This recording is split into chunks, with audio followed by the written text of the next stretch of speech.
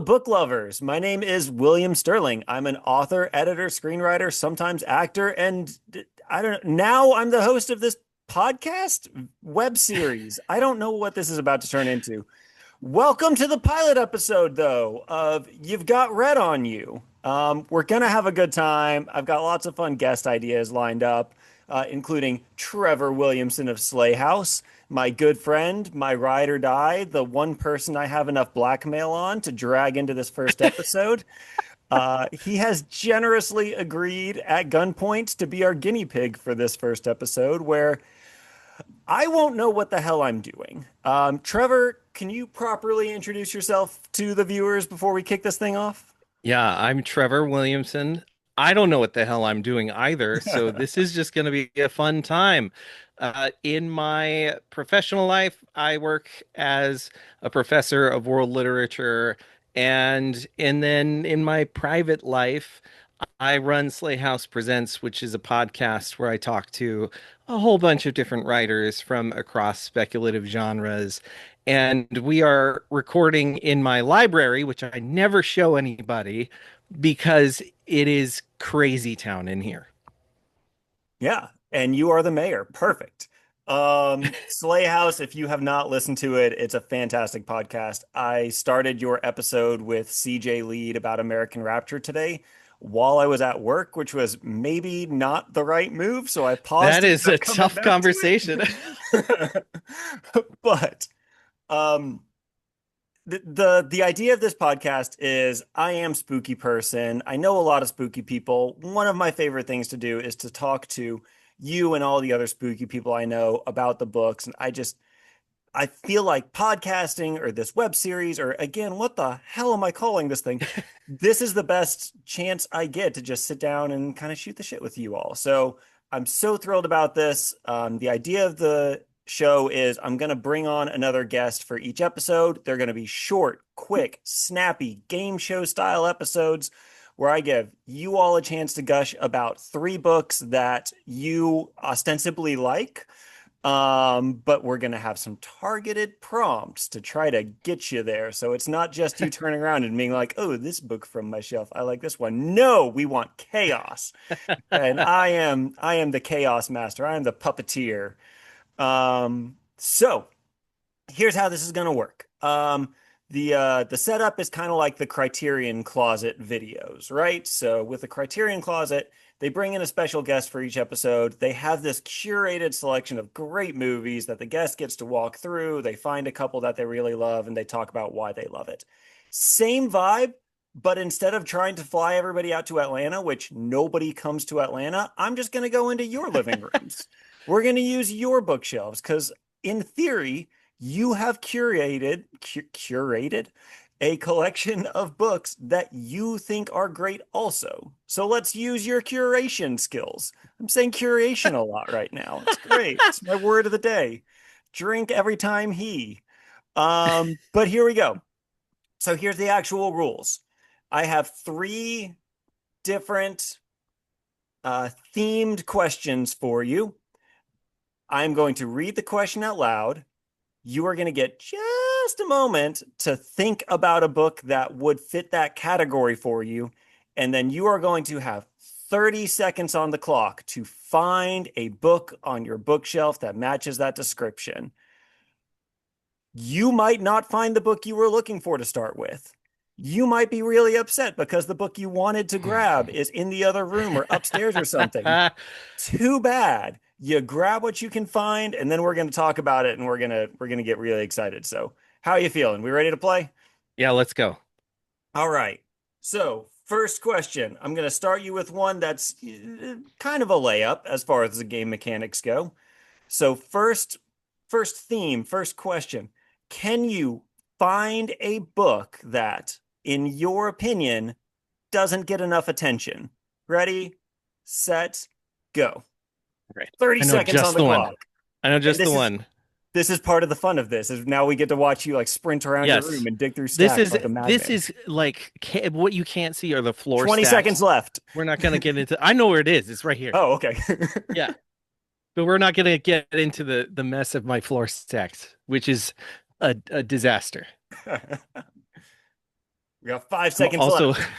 these books are stacked so deep, William. Three, Like, two, one. all right, here we go. I got the And he's book. back. I got a book. All right, we did it. That was not as chaotic as I wanted. We're gonna make the next one. Probably because I'm very autistic and I know where every book is. All right, All right. so So what do we come up with? this is a book that I think nobody is appreciating enough. This book Last is called Bits. Projections by S.E. Porter. I Okay. covered this on my show. This is kind of horror adjacent. It's a lot more uh call it gothic. Definitely has some fantastical kind of magical vibes, but really this is a book about how much we should hate incels and how much they kind of like destroy everything.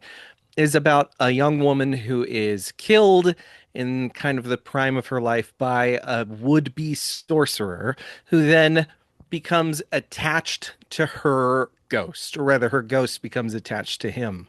And he starts to use her, even in death, to power his magic. And she doesn't like that so much and has to learn a lot more about the magic that she wields and whether or not she wants to wield it. It is a phenomenally dark book and also one of the like ragiest, angriest books that I've read in a long time about just inceldom. It's wonderful. I absolutely love it. And it seems like nobody is reading it. Nobody's talking about it. And I think that's a huge shame because this is truly one of the best books I've ever read. Amazing. Okay. All of those descriptions, are there any trigger warnings we need to drop here for it? You know, yeah, probably. There's some assault, I think, in here. I can't remember exactly if there's like, well, I mean, there is some sexual assault. I don't think it's explicit. Like, I don't think it goes really, really hard, but you can't really get around the fact that like it's about incels, right? Yep. And one of the main characters does hunt women, and that's not cool. So it kind of deals with that. And then of course, like it's just got it's very angry. There's Yep. there's some uh kind of explosive body horror in here that is kind of interesting. But other than that, I don't remember any big trigger warnings. Okay. I All don't right. I don't remember there, but I also like Yeah. take that with a grain of salt because like I typically don't digest things in the same way. Okay. And again, what was that title and the author's name? It is called Projections by S.E. Porter. Amazing. I Nice love this book. framing there with the last shot. Yeah, I'm trying. I'm trying. Brandon Ralph will help me over my shoulder. Superman. Are you excited for Superman coming out on Friday? We're I am recording this with s- Superman coming out tomorrow. I have already bought my tickets. Yes, I am so very excited. Superman is like my favorite character of all time. Just slightly out of frame here is like the collection of old Superman newspaper dailies that I have. And like they are, I read a lot of Superman. I've got like a little Superman Lego guy up here. You can barely see him in the frame. But yeah, he's been my favorite character since I was like maybe 13, and I am deeply invested in this movie. So I hope it's good. If it's not good, I'm gonna cry. I I really mean, hope. James Gunn, when people get out of his way, he tends to deliver. So I'm hopeful for it. Haha, hope. Got it. All right. Are you ready for the second round? Yeah, let's go. All right, let's do something a little bit harder. I've got five potential questions here, and that first one was too Ooh. easy. Just turned around and grabbed it. All right, we're gonna do a two-parter. You ready for Oh, this? okay. All right. First part of the question, Ghostface voice. What's your favorite scary movie? Oh, The Thing, John Carpenter. Oh, good one. All right. That's a So really good movie. Yeah. second part, what's a book that gives you the same vibes as The Thing by John Carpenter? Well, there is a literal book that does Ready, that. set, go. 30 seconds. Shoot, Can he it's find not. it? It's not in here. I don't think it's in here. Ah, it's the exact situation we were. It's in the other room. Oh shoot. That is 20 something that seconds. gives me the okay. Yeah, I got it. Okay. All right. We'll do one. I got one. 15. You don't even need this timestamp. You're just all right. I'm like, let's go. Well, like, What an awful first guest. This just isn't manic this energy. isn't shaking you at all. I mean, I could run into the other room and find the literal book that this movie was based on, but I'm gonna go with something different. All right. What do you got for us? All right, I've got A Mask of Flies by Ooh, Matthew Lyons. This book kicks ass. And when we're talking about, like, one of the things I like about the thing, of course, there's like the suspicion thing, but like the monster is always what we go for. And I think that A Mask of Flies has like one of the craziest monsters in a book that I've read, like totally just the thing vibes. It never really slows down. You can't really tell when it's coming, and it just shows up and like ruins everything. It's awful. I love it. I am still kicking myself because that's a tour, right? Yes, Or this that's is a a night fire. Tor Nightfire. Yeah. Oh my gosh. I was still doing my last podcast when they were doing kind of the publicity tour for that one. And it hit my inbox at a time where I was like, oh, I've got 30 other things already lined up. I just don't like give me a 30th hour in the day or 25th or however numbers work. Um, and now like everybody's talking that book's praises. Oh And yeah. yeah, yeah. It's Okay. brutal. It's just totally brutalizing. When we talk about like trigger warnings in this one, it's like like if you don't do well with blood and guts and viscera, I mean, this is one of the most brutal books I've read in terms of like just the sheer violence of a thing. This book it's like violent to its core. Cool. And for those of us on the other end of the spectrum where we're like, yes, give me. Right. That is an endorsement. If that's what Say, you're looking for, this is blood and guts all the way.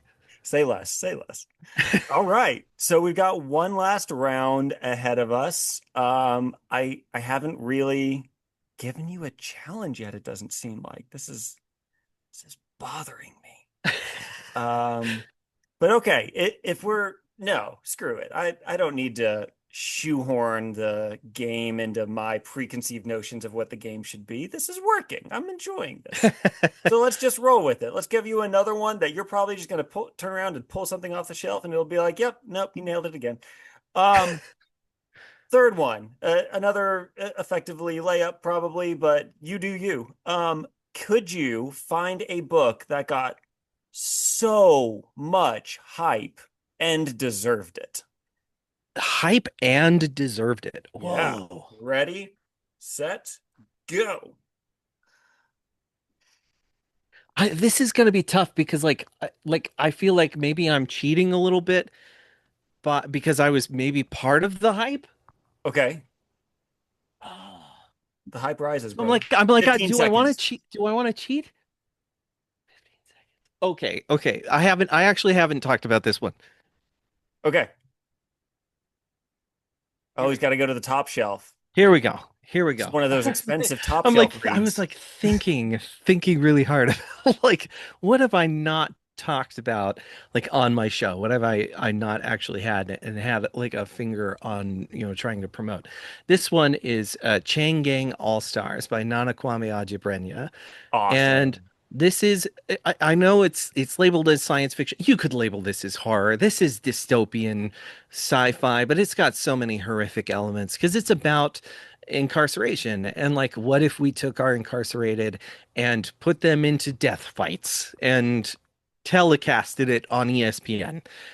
It's awful and just absolutely brutalizing, but it is a very serious book about what is the word? What's the word you're gonna have to you can't cut. Ah, shoot. The word is in my brain. The bird. It's not just Bird like is the word. anti-carceral. Bird, It's bird. Am I helping? it's abolitionist. So that was Perfect. the idea that he was going for was like what would it truly look like if we embraced like an abolitionist book and what does that really mean? And for him it was like we have to get rid of the entire carceral system to begin with.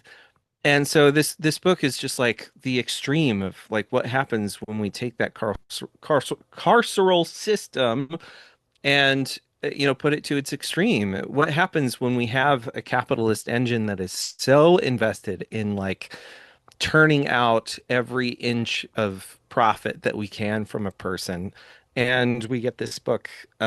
It's sad. It made me really angry, but it's beautifully written. I mean, the prose is absolutely wonderful. And it was like a New York Times bestseller, I think. It ended up on everybody's award list. I think it was a finalist for the National Book Award, and it deserves that praise. This book is really genuinely that good. Amazing. And can you give Yeah. us the name and the author again? Yeah, Chain Gang All Stars by Nana Kwame Adjei-Brenyah. Perfect. Well, for a pilot episode, for an Oh, inaugural kickoff game, I got to get off that my went pretty knees. well. And then we end with that. All right, Trevor's off his knees, everybody. So good night. No, that was a great experience. I enjoy that. I I'm already kind of like thinking about things I do to mix it up for the next couple of guests and episodes. But thank you so much for being the guinea pig. Absolutely. This is super fun. I'll do this anytime. I could Sweet. do it from other rooms. Right. Okay, so there's the question. How many rooms do you have in your house that you could potentially do this from? Probably every room. I'm Wall not of gonna books lie. behind you and I'm not gonna lie. You're starting to see like the floor stacks over here even.